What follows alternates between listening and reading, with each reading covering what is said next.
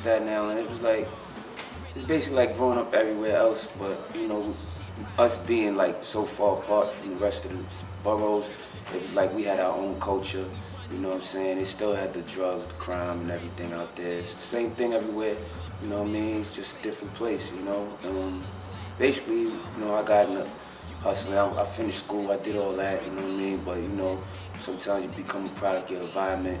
And now, like, I'm doing this music, I get to travel around, and I don't really have to be in Staten Island like that no more. Major estates with large ranches, laid back, rolling cigars. Trife Da God came from, like, my friend, like, in the hood. He was like, yo, you need a more vicious name. So he was like, he just called me Trife, and I stuck with it. And as my people used to be like, yo, that's the God right there. So I just put it like Trife Da God. Feed him that dick to her lips like a sirloin steak. TMF theater. I read like Donald Goins books, like, you know, because he was like really into the struggle and like he's a dope fiend and all that. Like on the new Ghostface album, the song Josephine, like when I wrote my verse for that, I had just finished reading that book, and that's what came up with the whole concept to that song right there.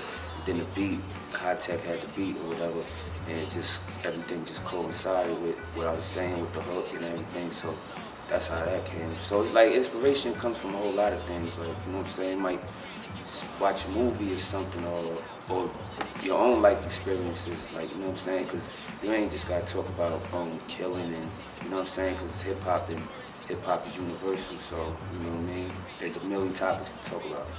Body stinking, smelling foul like a dead skunk. I call my whole sharpshooters the way they head. Being in jail is rough, man, it's dirty, nobody like to bunch around a bunch of dudes. I can't be around a bunch of dudes 24/7, you know what I'm saying? So that just helped me straighten up, you know what I mean, finish school. Boxing them pills, I won't stop till I'm chilling on a yacht in Brazil. To overcome it, it's like you just gotta go out there because this is what you signed up for, you know? And writer's block, everybody gets writer's block, so you might just have to read a book or watch a movie and it just open up. Or sometimes it's good to have writer's block because during the time you ain't writing, it's like you a sponge, so you just absorbing a lot of like thoughts and all that, and then when the time is right, it comes out on the paper, and that's what it be.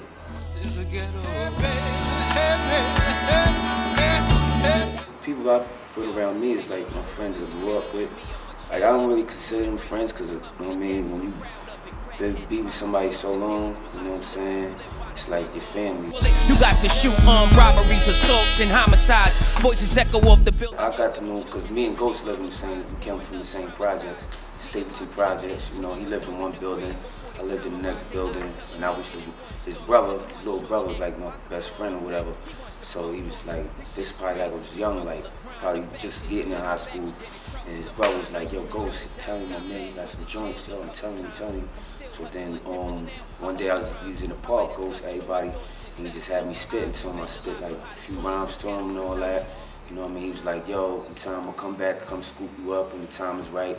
And that's what he did. Like in 2001 when he was doing his album, Bulletproof Wallets, he flew me out to Miami and the rest was history.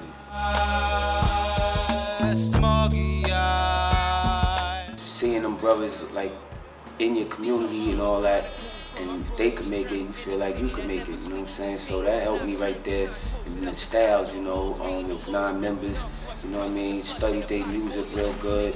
And, you know, it's all the family. Staten Island's like one big family. It's like all for one for all. So Wu-Tang influenced my style very much. Ain't a blood sucker, he's just destroying them. I sit and watch television and vision. It's how we live it. It was beautiful. It felt like this is what it is. Then flying straight out there, going to the studio, jumping on songs.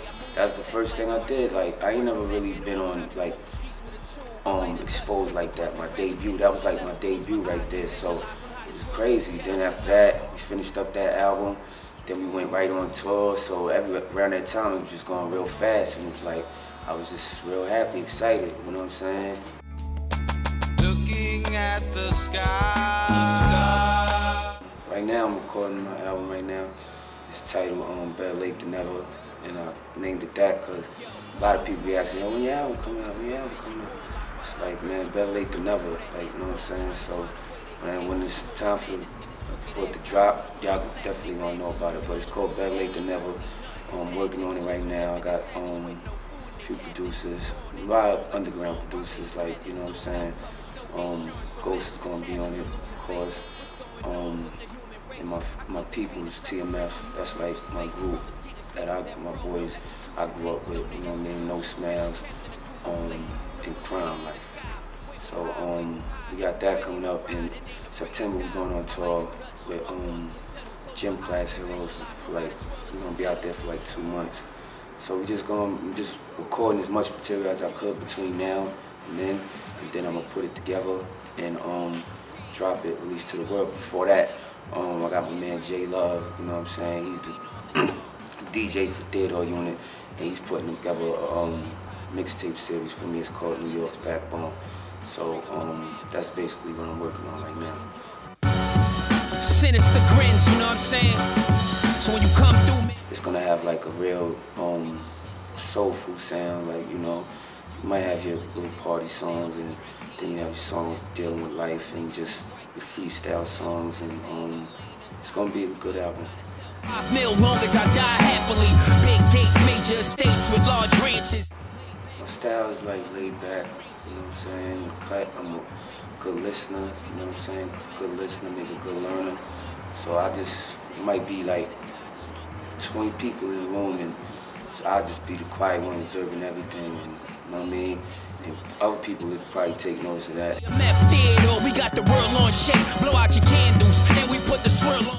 It's like we use the word, like, you know what I'm saying, but sometimes, like now when I write now, I like try not to put curses or nothing, because I want everybody to hear every word, like, you know what I'm saying, because if the songs play on the radio, you don't even hear half the song, because it's getting bleeped out. You're like, what do you say? I don't know what you said. You know what I'm saying? Well, so it's like, that's a good tool right there, so try not to write no curses, all that profanity, so people could definitely hear you out, like, you know what I'm saying, instead of hearing all that blank spots in the music, because sometimes that messes up a song to me too.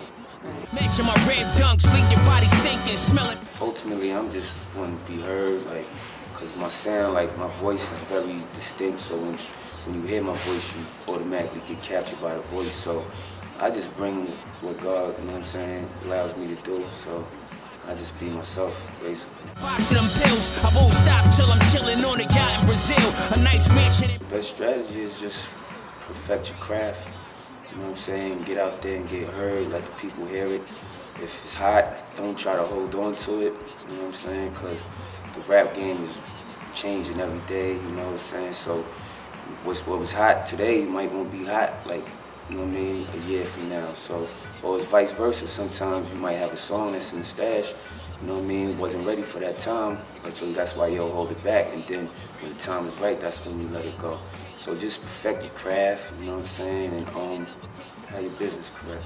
It's better stay on their job. It's theater and army fatigue. Collaboration process is basically, sometimes you get up with the artist like that, or sometimes they'll have a beat and they'll just, you know, the world's digital now, so you can basically get a beat from me, email the beat, you write it, you go to the studio, record it, and then you just email it back. And then at the end of the day, whatever he do with it, whatever, he send it back, and that'll be like the finished product.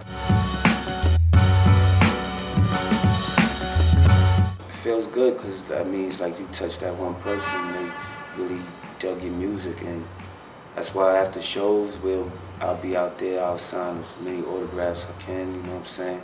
Because they enjoy my music, and that makes me feel real good within myself, like, you know what I mean? That's like an accomplishment to me. So I think fans play a major part, you know what I'm saying? Because they the one that's buying your record.